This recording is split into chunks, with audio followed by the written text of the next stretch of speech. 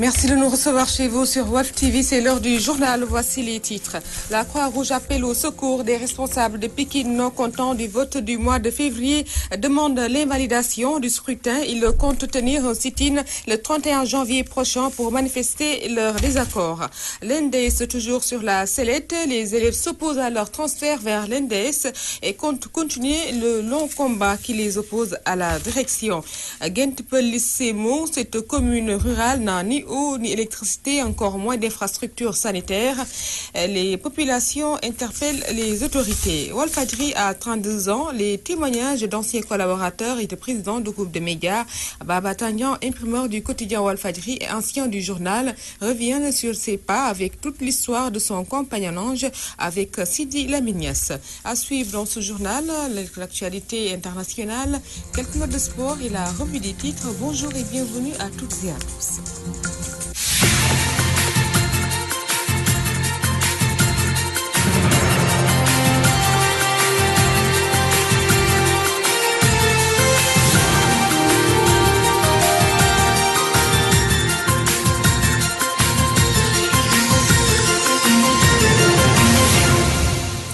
Le renouvellement du collège des délégués de la Croix-Rouge finit dans la division des responsables de Pékin qui contestent toujours la validité du scrutin du mois de février 2015, compte tenir un sit-in le 31 janvier prochain, jour d'anniversaire de la Croix-Rouge sénégalaise, devant leur siège à Dakar pour l'annulation du bureau Ousseynou Badio et leur porte-parole. Il est au micro de Théodore Sevedo. C'est le comité d'initiative pour l'annulation de l'Assemblée générale du 26 février 2015 de la Croix-Rouge qui s'est réuni pour décliner un plan d'action. Et dans ce plan d'action, il sera question de faire signer une pétition au niveau national pour l'annulation de l'Assemblée générale, mais également d'écrire à tous les ministères membres du conseil d'administration de la Croix-Rouge sénégalaise et aussi aux médiateurs de la République. Il sera également question d'organiser un sitting à la date du 29 janvier, jour commémoratif de l'anniversaire de la Croix-Rouge sénégalaise. L'Assemblée générale de la Croix-Rouge sénégalaise, cette année, a été convoquée avec l'exclusion des 14 régions qui n'ont pas été renouvelées, mais également de 11 départements qui n'ont pas été renouvelés. Et nous pensons que ça, quand même, c'est un défaut de taille dans le processus de convocation. Ce qu'il faut également retenir, c'est qu'à l'Assemblée générale, les délégués sont régionaux. Malheureusement, la convocation s'est faite sur la base des départements. Ça également, c'est un manquement. C'est que l'Assemblée générale se tient avec un quorum d'au moins 2/3. C'est ça le quorum. Alors, malheureusement, cette Assemblée générale, qui n'a enregistré que 50 participants, n'a pas connu de quorum, qui est égal à 57 au moins pour la Croix-Rouge sénégalaise. On ne peut pas faire une administration pendant 4 ans et se refuser de prendre un bilan à l'Assemblée générale. Donc pas de quitus des commissaires aux comptes, pas de présentation, mais également pas d'élection de nouveaux commissaires aux comptes. Et nous considérons quand même que cela ne peut pas être laissé comme ça. Les élèves assistants de l'NDS disent non à leur transfert à l'École nationale des travailleurs sociaux spécialisés. En sit-in, ils ont dénoncé cette mesure jugée injuste et menacent de perturber les enseignements si le décret est mis en œuvre. Suivons ce reportage d'Omar Kairé. Pas question de quitter notre école pour une autre, avertissent les élèves assistants sociaux de l'École nationale de développement sanitaire et social, ENDSS. Ils fustigent le décret qui officialise leur transfert à l'ENTSS, École nationale des travailleurs sociaux spécialisés. On a parlé d'un décret concernant l'ENTS. Ce décret ne nous résume même pas. Donc on ne peut pas savoir en quoi un décret qui ne réside que l'ENTS peut influencer sur notre fonctionnement jusqu'à nous transférer dans un autre établissement. On a opté à faire le concours de l'ENTS.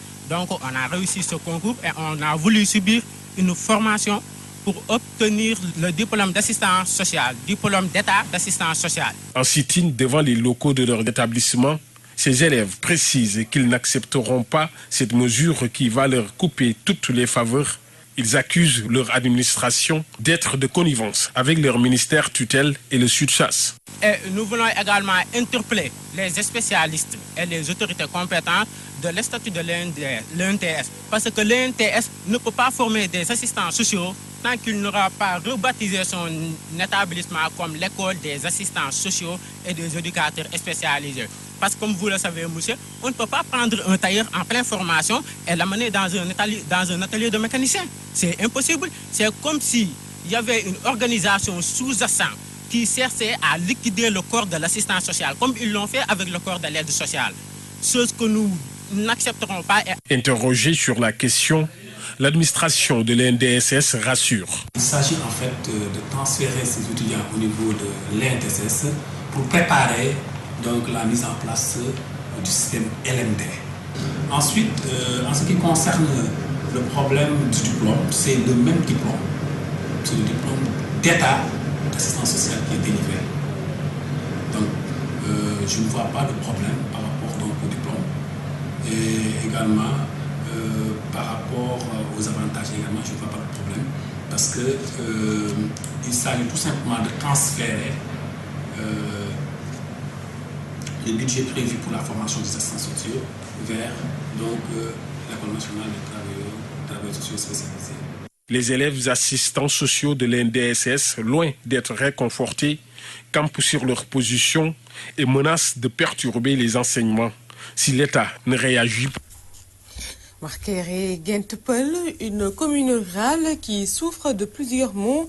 En plus d'un enclavement, la localité ne dispose ni eau ni électricité, mais aussi l'accès aux soins de santé est un casse-tête pour les populations. Des doléances soulevées en marge de l'ouverture de la grande mosquée par la famille de Mame Khalifa Niasse. Une correspondance de Amadou Limbaye.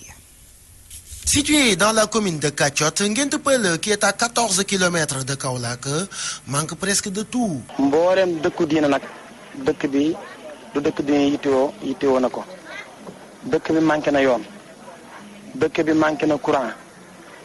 Nous avons besoin d'infrastructures car Gentepel est une cité religieuse. Nous n'avons ni route ni électricité. Nous ne pouvons pas descendre dans les rues pour manifester, mais n'empêche, nous demandons beaucoup plus de considération car nous avons l'impression que les autorités nous ont oubliés. Nous en avons marre des promesses. Du côté des femmes, c'est aussi des plaintes et des complaintes. Nous n'avons pas d'ambulance et quand les femmes sont en travail, nous sommes obligés de prendre les charrettes pour les acheminer à l'hôpital, ce qui constitue un risque énorme. Nous avons l'impression qu'on nous a oubliés et nous sommes des Sénégalais à part entière. Ces populations de Ngentepel qui demandent de l'aide réclament beaucoup plus de considération. Nous n'avons pas de moulin à mille.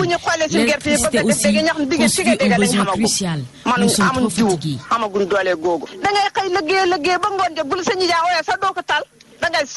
Les 74 villages qui composent cette commune rurale vivent les mêmes difficultés. Ces doléances ont été soulevées en marge de l'ouverture d'une mosquée par la famille de Mame Khalifa Niasse. Amadou Limbaye, Kaolack, Walfadjri. Amadou Limbaye, merci. L'eau, une denrée rare aussi dans le village de Bounon, au sud-est de la commune de Sédhiou. Les habitants dénoncent cette situation et demandent la construction de digues pour freiner l'avancée du sel, nous dit Lamine Bayou. C'est le village de Bounon, situé au sud-est de la commune de Sédhiou, dans la circonscription administrative de Djiredji, a tenu son assemblée villageoise qui a vu la participation des fils du terroir. Mais cette rencontre est un diagnostic des maux de la contrée. Comme conclusion, ils sont arrivés au constat suivant: l'accès aux grands centres difficile, l'eau potable inexistante et la sanitisation des terres qui tue la riziculture. C'est que nous, le village, s'approvisionne à partir de puits. À partir de puits, donc à partir de nappes superficielles qui en général sont contaminées. Non seulement elles sont contaminées, ces eaux, mais aussi il y a un problème de quantité parce que vers les mois de mai-juin, et ceux qui sont le plus souvent touchés, ce sont les tout petits. les enfants les plus petits. C'est ce que nous appelons d'une manière générale des maladies diarrhées. Jadis, leader dans la riziculture, mais là, cette position est perdue par l'avancée du sel. La zone de prédilection, celle qui sépare la terre ferme et le fleuve, ce qu'on appelle les rizières. Ces rizières sont envahies par le sel. Donc ce que nous faisons aussi, les populations font, c'est aller vers les zones de montagne pour essayer de produire ce riz qui, en termes de rendement, n'apporte même pas la moitié de ce qu'on aurait eu dans la zone basse des rizières que le sel a maintenant arraché. Carrément, non seulement les modifier les habitudes alimentaires, mais sur le plan économique aussi. Bounou n'a jamais acheté de riz. Vous n'achetez pas. Maintenant, les revenus de l'horticulture, de la culture d'arachide, tout cela est transformé en riz. Certes, une assemblée villageoise appelée communément congrès qui se répand dans les localités de la région, au cours desquelles les populations sans embâche déversent leur colère. Sédhiou, Walfadjri Radio TV, Lamine Bayo. À cause d'un manque d'eau chronique, les habitants de Bagdad, dans la périphérie de Touba, crient eux aussi le ras-le-bol. Ils ont par ailleurs déploré le désengagement des autorités de la municipalité de Touba face à cette urgence et l'attitude de certains politiciens qui veulent, selon eux, récupérer les réalisations qui leur sont propres. Babacar Samb. Les pénuries et difficultés d'approvisionnement en eau potable entrent le sommeil des populations de la périphérie de Touba-Bagdad. Cela fait 8 ans qu'on court derrière ce liquide précieux. Par contre, les environnants font de cette question un mauvais souvenir. Députés, nous marchons à longueur de journée à la recherche de l'eau avec nos charrettes et autres moyens. Ici, tout le monde souffre. Le phénomène touche même les hommes qui ont du mal à se laver quotidiennement. Tout cela est à l'origine de ce manque chronique d'eau. Malgré cette situation désavantageuse, les habitants de Bagdad ne s'endorment plus sur leur laurier pour prendre leur destin en main. Seulement, ils déplorent l'attitude de certaines bonnes volontés qui se cachent derrière leur manteau de politique pour récupérer leurs efforts. À notre place, les autorités devraient agir alors qu'on a toujours alerté. Donc, si nous parvenons à faire quelques réalisations, il est inconcevable que d'aucuns se fassent la sienne. Le plus grave de cette affaire, c'est que le donateur en question ne nous a offert que 40 tuyaux, l'équivalent de 240 mètres, ce qui est très minime par rapport à nos efforts qui atteignent la somme de plus de 2 millions. Regardez comment cela nous a porté préjudice. Car les autorités pensent que Sadaga a tout achevé. La marginalisation de ce quartier de Touba dans les programmes de la commune est décriée par ses habitants qui ont également promis d'accélérer la lutte si la situation perdure. Babacar Samb Touba, Radio-Télévision Walfadjri. Réduction du mandat présidentiel, l'ancien Cheikh Bamba Dièye, l'ancien ministre, en parle et demande au président de tenir ses promesses et engagements pour le président du FSDBJ. Seul le chef de l'État peut assurer la stabilité du Sénégal.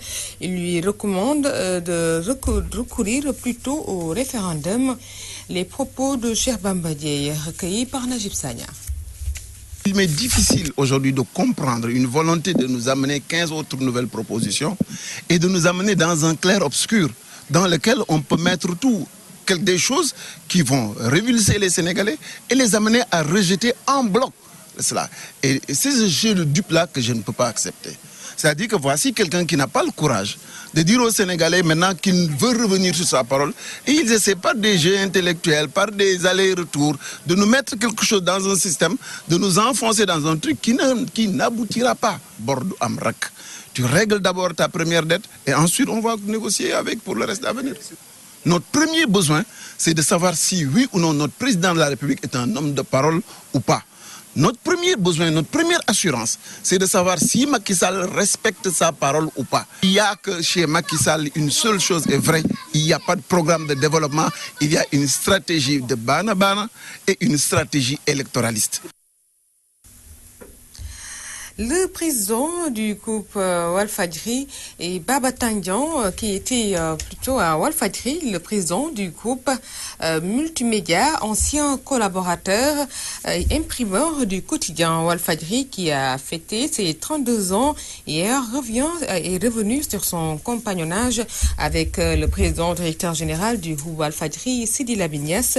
Le témoignage de Baba Tandian dans ce compte rendu de Maman Tandour. Ses 23 ans de compagnonnage avec le PDG du groupe Walfadjri, Sidi Lamine Niasse, Baba Tandian du groupe Tandian Multimédia en parle à l'occasion des 32 ans de Walf Quotidien. Les quantités que Walf à l'époque affichait étaient impossibles à réaliser chez moi. J'arrivais tant bien que mal à sortir les 13-15 000 exemplaires, parfois 17 000 en forçant un peu les machines. Sur une demande qui tournait aux alentours de 25 000. D'où l'idée que j'ai eue, tout simplement, de dire, tiens, puisque ce monsieur-là veut une quantité, et que je suis dans l'incapacité aujourd'hui de le faire, et que c'est un client en plus, permettez-moi de le dire, je crois que de toute la presse aujourd'hui, sans les citer, mais j'ai imprimé tous les journaux ici, tous, sans exception. Sauf ceux qui sont nés il y a quelques mois. Mais tous les journaux d'avant, du Soleil, au Témoin, au Cafard, à Sud Quotidien, à Walf, à l'Observateur, et tout a été imprimé chez moi. Mais je peux dire que Sidi fait partie de mes meilleurs clients. Pourquoi? Donc, parce que c'est pratiquement l'un des rares,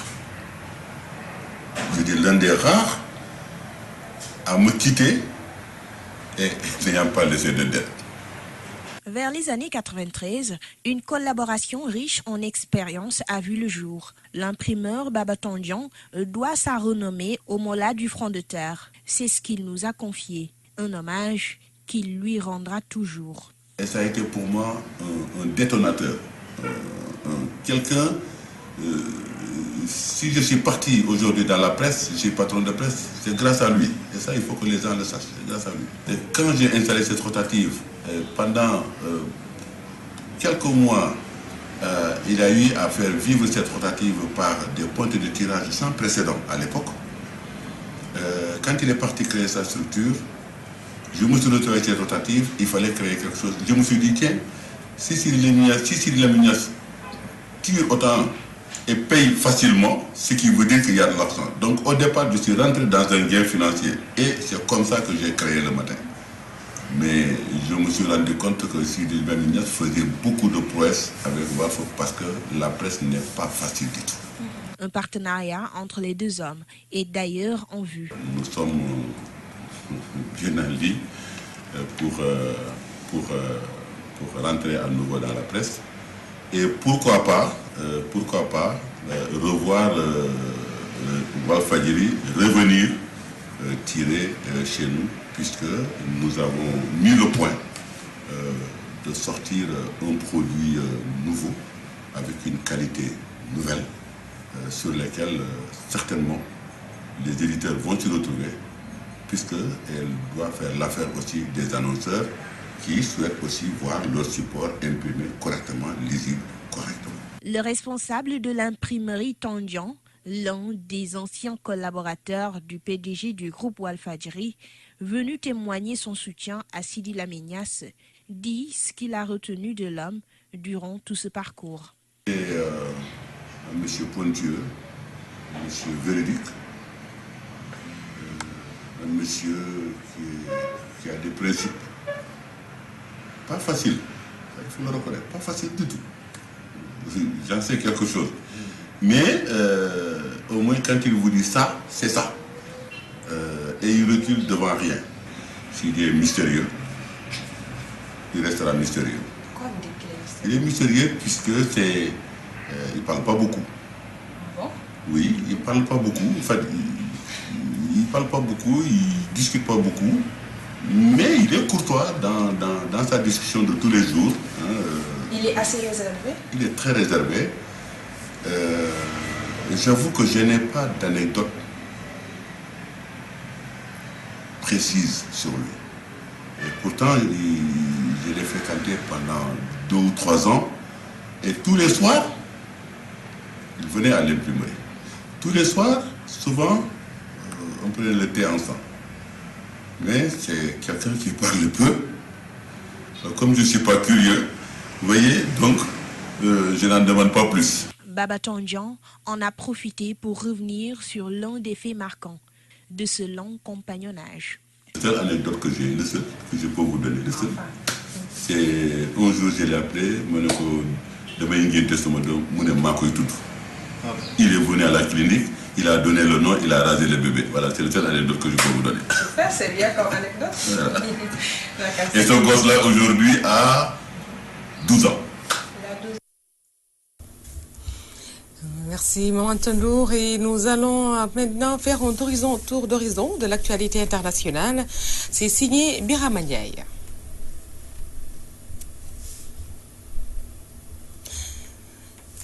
Si ce n'est pas encore disponible, nous allons passer à l'actualité internationale qui va nous mener au Cameroun, où un kamikaze tue 12 fidèles dans une mosquée pendant la prière. En Algérie également, 7 morts ont été dénombrés dans l'incendie d'un complexe touristique.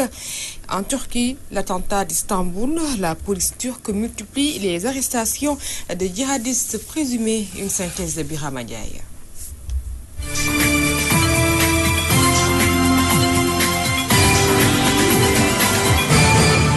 Démarrons l'actualité internationale par le Cameroun. 12 fidèles ont été tués mercredi dans une mosquée de l'extrême nord du Cameroun, lorsqu'un kamikaze s'est fait exploser pendant la prière du matin, dans un nouvel attentat suicide portant la marque des terroristes nigérians de Boko Haram. L'attentat a visé la mosquée de Kouyape, un petit village de l'arrondissement de Kolofata, proche de la frontière avec le Nigeria, dans une zone où Boko Haram mène régulièrement des attaques, a déclaré à l'AFP sous couvert d'anonymat une source de sécurité de la région. Les imams et les chefs traditionnels sont souvent désignés par les islamistes comme des cibles du fait de leur hostilité au djihadisme et à la violence.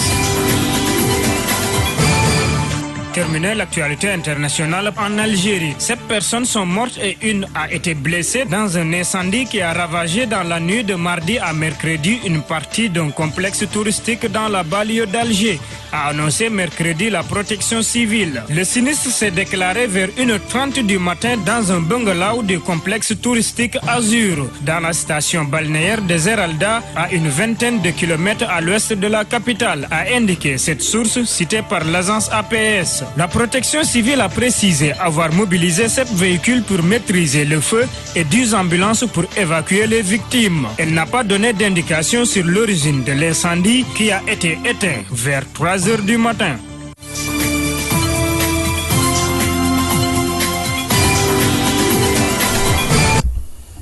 Place maintenant à la revue des titres et nous allons commencer par Walfadjri à sa une transhumance. Macky pêche le petit poisson, des responsables sans base dans les filets de l'APR.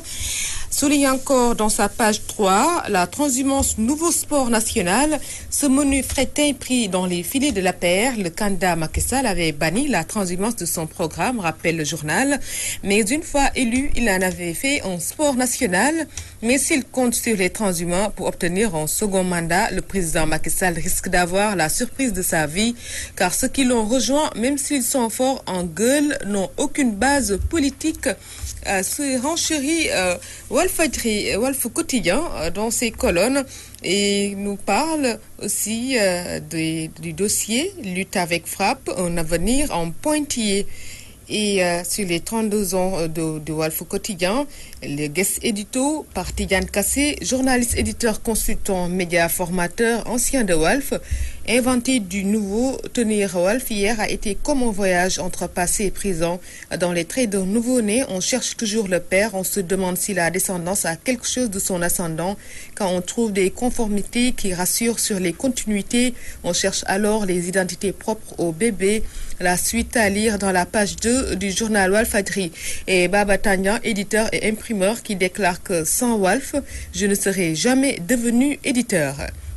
Walfadjri qui nous relaie également le mandat d'arrêt contre le promoteur de lutte Luc Nicolaï en route vers la case prison. Tout ça à lire dans Walf Quotidien. À la une du Populaire, reconfiguration politique en vue de la présidentielle. Serigne Bakenya appelle les libéraux à s'unir derrière Macky. Parmi les libéraux, il y a un qui déjà est au pouvoir. Est-ce qu'on peut lui demander de quitter son pouvoir et d'aller soutenir un autre candidat? L'explication est claire comme l'eau de roche. Il s'agit de faire de Macky Sall notre candidat. Et Mayoro Faye du PDS qui rétorque que Serigne Bakenya a escaladé les barrières. Affaire de la drogue du Lamentin Beach, la cour d'appel corse la dose pour Luc Nicolaï. Le promoteur de lutte est condamné à 5 ans de prison dont 3 fermes et a payé 500 millions à Touli.